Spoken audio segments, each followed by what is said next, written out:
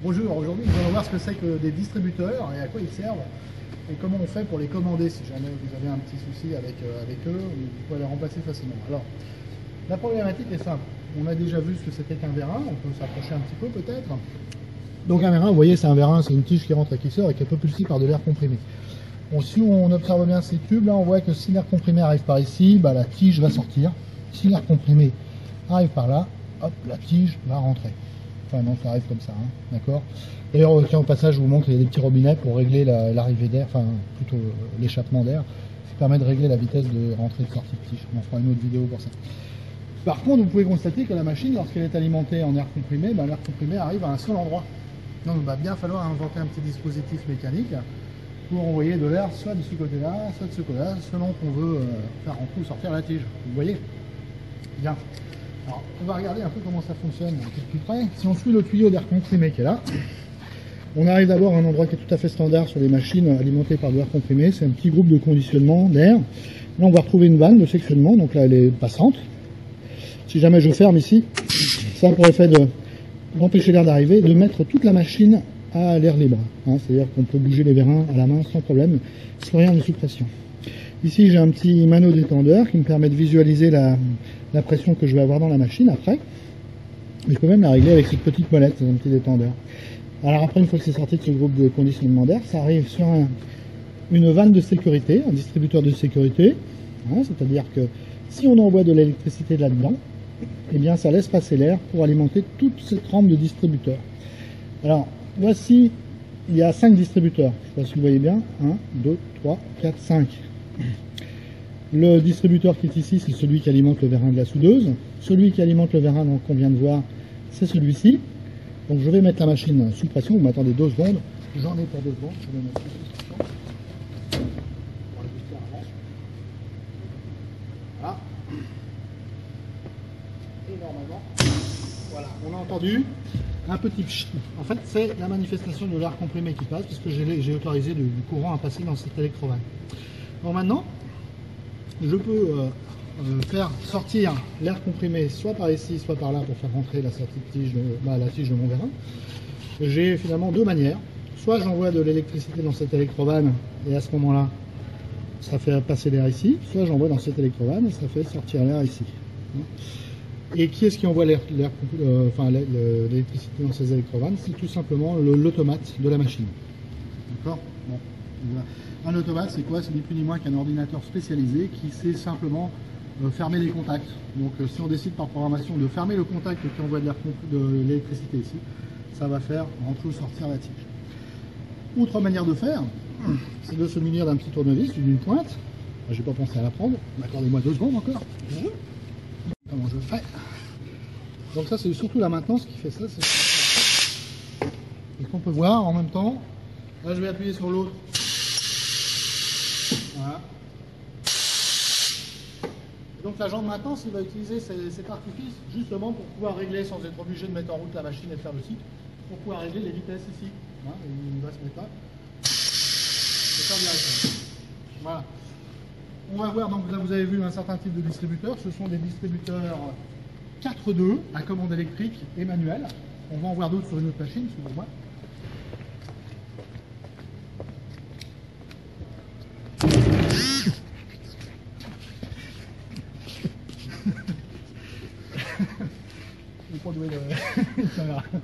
Donc ici on voit que cette machine elle a deux vérins, un ici et un là.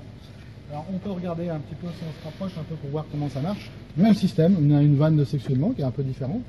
Un petit groupe de filtration, alors là il y a un filtre, un manomètre et on peut régler aussi la pression. Vous voyez qu'ici il faudrait la régler à 5 bars. La pression arrive sur cette vanne de sécurité. Elle n'est pas tout à fait pareil, mais vous voyez c'est le même principe, il faut envoyer de l'électricité ici. À ce moment là ça libère l'air comprimé, ça l'envoie ici. On peut régler à nouveau la pression de service pour les... Là, il faut la mettre à 2 bars pour les vérins. Et ici, vous avez un distributeur qui commande ce vérin-là, et ce distributeur-là commande ce vérin-là. De la même façon. Attends, on voit les vérins, parce que j'ai pas vu. Voilà, peu importe, hein, celui-là, il doit commander celui-là, je crois. D'accord. Je suis pas très sûr. Et celui qui est en dessous, là, il est ici. Il commande le vérin qui est ici. D'accord. D'accord. Alors, pour anticiper sur la deuxième vidéo, on peut regarder le symbole ici. Donc ici, on voit Alors vous pourrez voir, hein, vous comprendrez pourquoi. On voit qu'il y a 2 cases, donc 2 positions. C'est normal puisque j'envoie de l'air soit d'un côté soit de l'autre. Et si on compte les trous qu'il y a sur chaque case, on voit qu'il y en a 5. C'est un distributeur 5.2 à commande électro-pneumatique.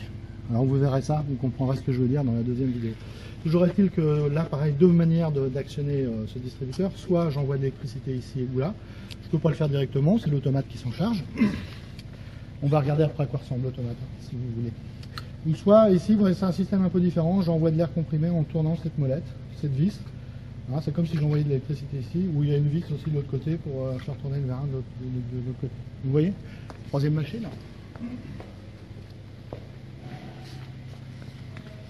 Même principe. Donc vous avez l'air comprimé qui arrive ici. Et en fait il arrive là. Vous avez une vanne, quart de tour. Ici vous avez donc un filtre qui va permettre de filtrer l'air pour enlever les particules. Ça fonctionne un peu comme un aspirateur sans sac, ça fait tourbillonner les particules et ça les récupère au fond. Avec une petite vis de purge ici en dessous, parce que l'air comprimé contient de l'eau, donc on va enlever l'eau qui est dans l'air comprimé. Ici vous avez un lubrificateur, ça fonctionne un peu comme un carburateur de mobilette. C'est-à-dire au passage, il y a un petit venturi, au passage de l'air comprimé, ça aspire quelques gouttes d'huile qui vont se répandre dans toute la machine, enfin dans tout le circuit pneumatique et lubrifier les vérins, lubrifier les distributeurs, tout ça. Il n'y en a pas toujours, parce qu'il y a certains distributeurs qui n'aiment pas l'huile. Ça dépend des constructeurs. Ici, vous avez une petite prise de pression pour un capteur. Là, vous avez l'électrovanne de sécurité. Donc, de la même manière, tant que je n'aurai pas envoyé du courant là-dedans, eh bien, la machine, l'air comprimé va s'arrêter ici. Par contre, dès que j'enverrai du courant ici, eh bien, l'air va pouvoir traverser ce dispositif, qui est un régulateur de mise en pression progressive pour éviter les coups de boutoir.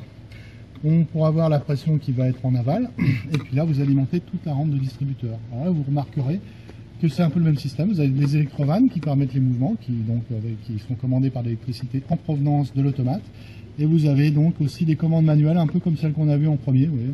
Soit on tourne une vis, soit on appuie dessus. Regardez l'automate quand même, je vais vous montrer. Voilà, ici. Donc voici l'automate. Donc je peux d'ores et déjà vous dire qu'il y a certainement une électrovanne. Ici, il y a 2 fils qui viennent de l'électrovanne qui sont branchés ici. Et par programmation, je peux très bien fermer l'interrupteur qui relie ces 2 fils et envoyer du 24 volts. Hein, c'est un peu le principe. Du 24 volts continu en général, mais ça peut être aussi du 24 volts alternatif sur certains systèmes.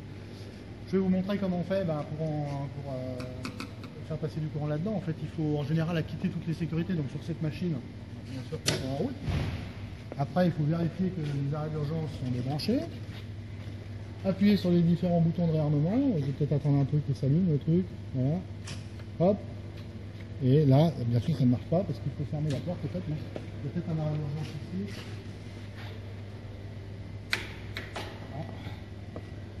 Alors, on peut se mettre en manu. Ah, vous avez entendu? Oui. Bon, là, c'est tout à fait inattendu. Et là, c'est pareil. Regardez, je vais appuyer sur l'arrêt d'urgence, vous allez venir par là. Donc, quand je vais appuyer sur l'arrêt d'urgence, on va interrompre l'arrivée d'électricité ici. Ce qui aura pour effet, vous voyez, si on regarde le petit symbole du distributeur qui est en dessous, il y a un petit ressort. En fait, si j'interromps l'arrivée d'électricité ici, le petit ressort va repousser le mécanisme directement et va empêcher l'air comprimé d'arriver, mais aussi, ça va mettre tout l'air qui est dans la machine à l'air libre. Ce qui permettra éventuellement de dégager la personne qui se fait broyer, ou encore atomiser, ou carrément satellisé. Satellisé. Ce qui peut arriver sur cette machine si on règle les vitesses de façon trop importante. Alors voilà, donc voilà un petit peu. Maintenant on va regarder un petit peu plus près à quoi ressemble un peu. On peut pas appuyer sur la radio d'urgence, c'est ce que j'avais dit. Vous avez vu? Je vais remettre, tiens, regardez en même temps l'air, vous allez voir que ça va monter progressivement. C'est la fonction de ce composant, c'est d'éviter les coups de boutoir dans la machine. Donc je mets ça, j'enlève l'arrêt d'urgence, j'appuie sur réarmement. Ah bah là il est mal réglé. Par exemple, là voilà, là il n'agit que sur 0,05 bar. Donc il y a quelqu'un qui a touché ça, mais c'est bon, voilà, ça va faire un TP, je sais pas, on va essayer de le régler, voir ce que ça donne. Ça va sûrement pas marcher, hein, ça marche jamais quand on fait la démonstration. Mais on va quand même regarder. Hein. Alors il faut se pencher sur la question, attention. Ah bah non, c'est encore pire. C'était comme ça, j'avais tourné, non je sais plus. Mais... Ah oui, attends. On va tourner comme ça, alors on va tourner comme ça, on va voir ce que ça donne. Ouais, il marche peut-être plus, hein. C'est possible aussi. Hein. Je m'en étais jamais rendu compte. Elle descend moins vite. On va voir si ça monte vraiment. Ah, c'est un truc, c'est une panne. Voilà, c'est une panne. Bon, on va s'éloigner parce que